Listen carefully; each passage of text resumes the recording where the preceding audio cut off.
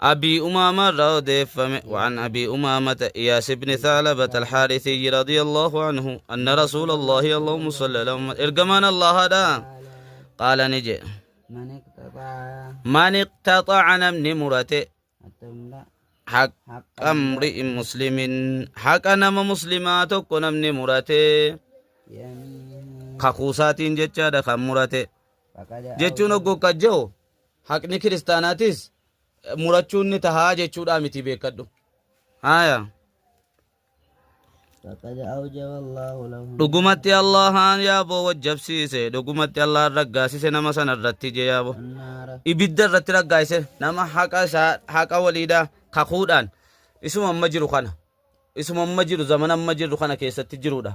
haquma namaa dhaqeetti kakateetuma garagalfatee gala وحرم عليه allahan haram godhe sarratti jettane jannata irratti haram godhe jira allahan namicha irratti فقال رجل gurbaan tokko lafaa ka'ee je وإن كان شيئا wanni sun yoo waa ta'ellee moo waa xiqqoo يسيرا shayii xiqqoo tokko illee soo ta'e moo يسيرا xiqqoo tokko jechuudha wayuma xiqqoo tokko soo ta'e illee akkasuma ibidda seenaa فقال ni je ergamaan allah ni je yaa'u وإن قديبا وإن كان قضيبا صمته الليتا يابو مانتنا آدقا وصوته الليتا يابو من أراك وإن قضيبا وإن كان قضيبا وصمته اللي قضيبا دمي من أراك آدقا دا دمي آدقا مالي نبيتا مخا سوا كاف مرتنسن وصمة سنتي اللي أيه غاري دمان تنكسي جيابو